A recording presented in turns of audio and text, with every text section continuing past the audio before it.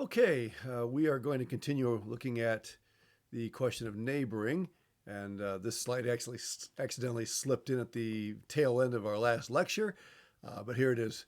Who is my neighbor? Now, obviously, that question is not original with these authors or with anybody else because Jesus himself was asked that question by one of the teachers of the law. Who is my neighbor? And of course, that is what stimulated the story of the Good Samaritan. One of the ways to begin to answer that question is to ask, what is my neighborhood?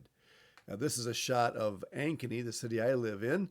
I'm way up on the north end of it there, but that's a really nice picture. Ankeny happens to be the, I think, third or fourth fastest growing city by percentage growth in the United States. It's just going bananas. Even during the COVID era, it continued to grow like crazy. And so it's quite an interesting city to live in. These are some of the homes that you might find in Ankeny. There are different kinds of neighborhoods, so they wouldn't all look this nice. But looking at it from a bird's eye view, neighborhood after neighborhood is going up and just a ton of growth. When I was a student here at Faith, the population of the city was around 10, well, probably 12,000 people or so. And now it's up close to 80,000 and continues to grow like crazy. All right.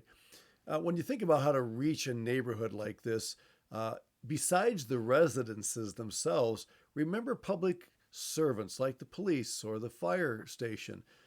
There have been times when we have as a church, at Thanksgiving season, for example, have baked pies or cookies or other goodies to take to the public officials, like the police or the fire department. And that has given us an opportunity as a church to show them a genuine expression of love and appreciation for what they're doing, but also with the possibility of opening up an opportunity to share the gospel of Christ with them.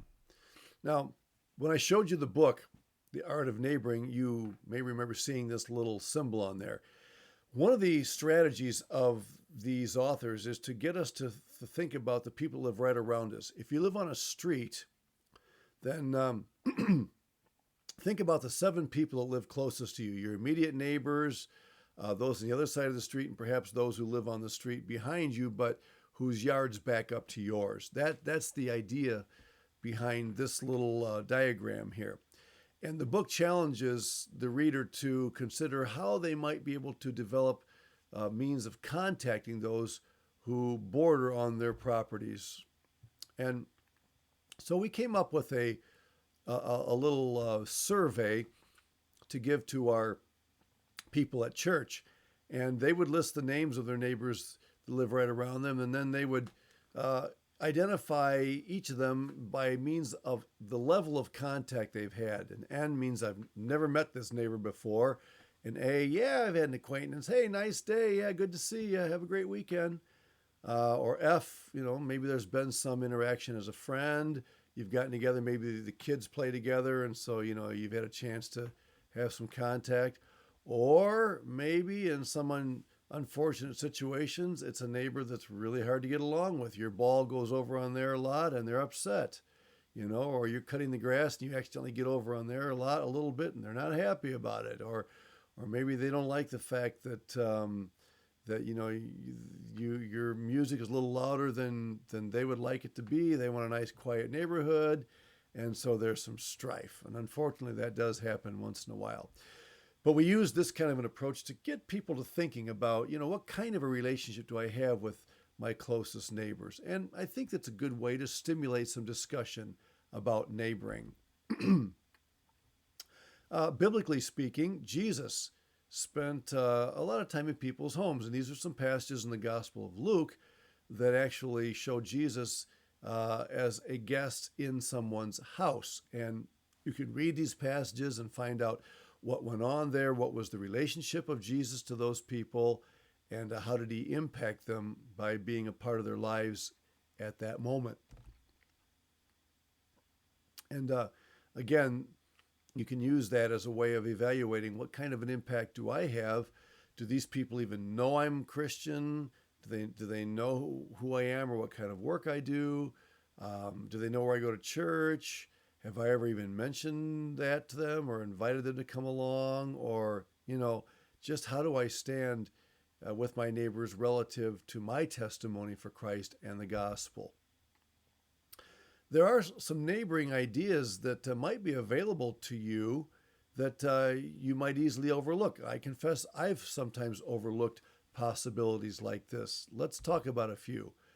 Watching. Watching what? Well, maybe you enjoy watching sports and you have a neighbor that may be interested in sports. Have you ever thought about the possibility of saying, hey, come on over and let's watch the game together? All right.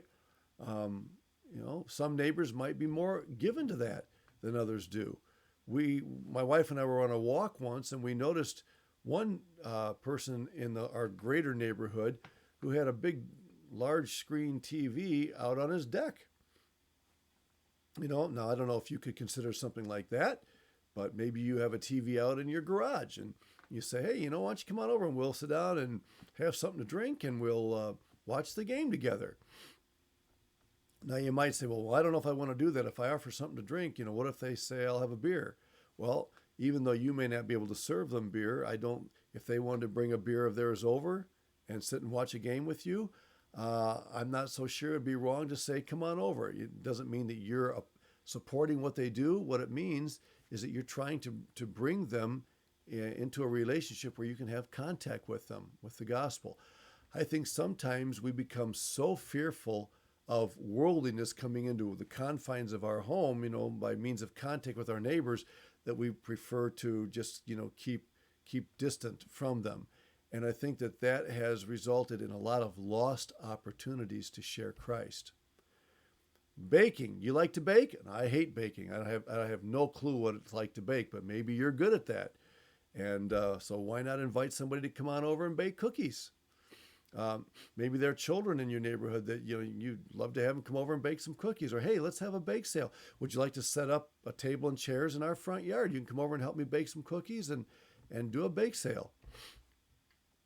Sitting. Well, that's interesting. Everybody sits at some time. Well, what about sitting on the porch? My wife and I live on a cul-de-sac, and so we can go back and sit on our deck in the back of our house. And because of the way the cul-de-sac works, we don't have any contact with our neighbors. We can be totally private, sitting on our deck looking out the back. And I remember my wife saying once, why don't we sit out on our driveway instead? And that way, if some of our neighbors come out, we can say, hey, come on over, take a load off, and let's, chat for a minute. Maybe have a chair for you and someone else, and maybe a few extras in case a neighbor would come out. And maybe you could be out there with a pitcher of iced tea or lemonade and say, hey, take a break, come on over. And so even something as simple as sitting on your driveway or in a place where you would have some contact with neighbors could afford an opportunity to get to know them a little bit. Or playing. Do you like to play board games? You ever thought of inviting your neighbors to come over and say, hey, do you like to play some Uno with us? We're just going to have a fun time. We'll have some chips and salsa. And let's play a game of Uno. In the nice weather, you could do it on your porch or on your driveway. Put up a table there or something. They're very simple ideas that we often easily overlook that might give us an opportunity. We traveled one week and we asked one of our neighbors, would you be willing to come and water our plants? Now, we fully intended to pay them. They refused to be paid, but it opened an opportunity. In fact, another time shortly after that, when we traveled again, they said, hey, when you go, just let us know. We'll come and water your plants for you. And it opened up opportunity to talk and get to know them better.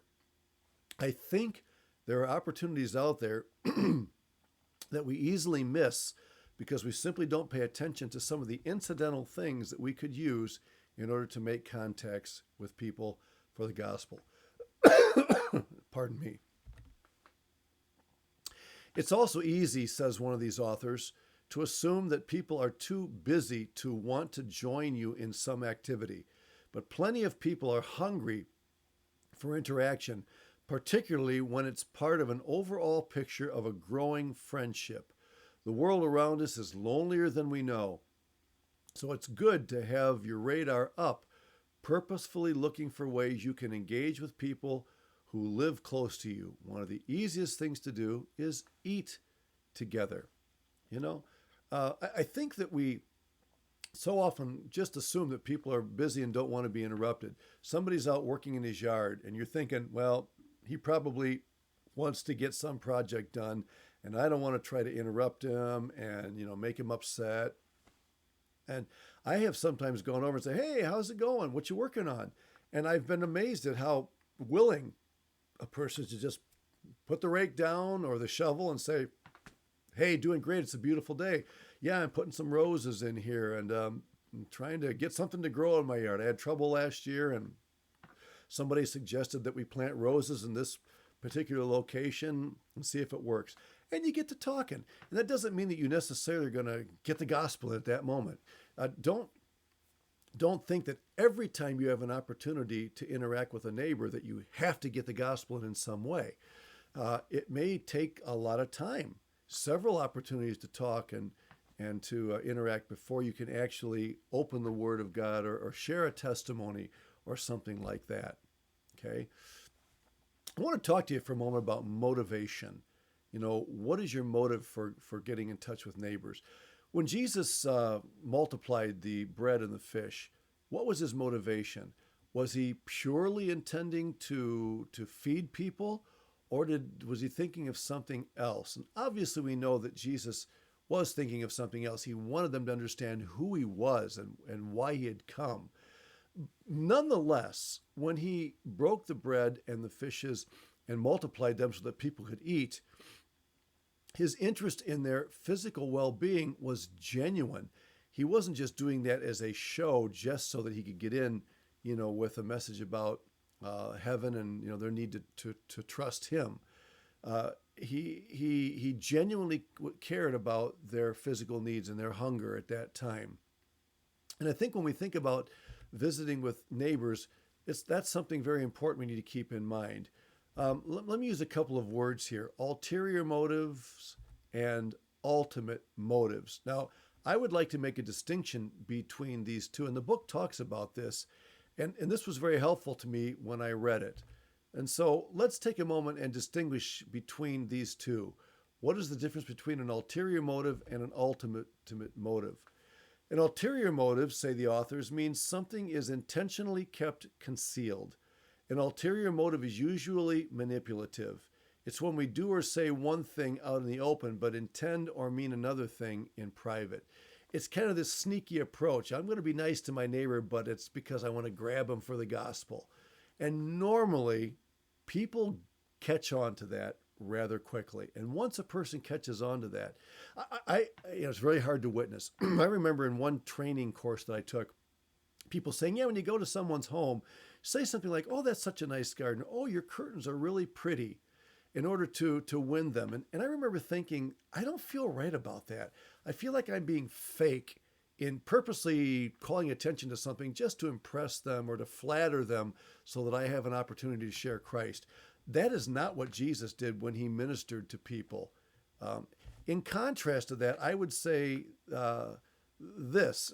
Jay Pathak says an ultimate motive means the farthest point of a journey. An ultimate goal is an eventual point or a longed-for destination. Examples are when a person begins college, hoping as an ultimate motive to become a physician one day, or when a kid starts playing basketball with dreams of one day playing in the NBA. So an ultimate motive is something that's kind of sneaky, it's something you hide, whereas an ultimate motive means I want to develop a relationship, talking about temporal things, physical things, but ultimately wanting to share with them the greatest news. And that way I can be a genuine neighbor from the very beginning. My motives are pure, even from the first time I meet my neighbor, because ultimately I want to be able to share with them the gospel. And so if you can think of that distinction between ulterior or hidden motives and ultimate motives where you want this relationship eventually to go, I think you can see that there is a genuine difference between the two of them. And we don't have to think about Great Commission and the Great Commandment as being in competition with each other. The Great Commission is make disciples. The Great Command, Love the Lord your God, love your neighbor as yourself. The two don't have to stand in contradiction.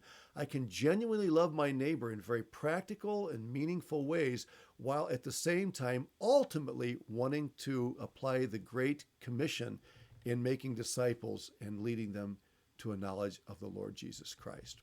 All right, with that in mind, we'll enter into the last two questions that are in the survey, and we'll wrap it up with those.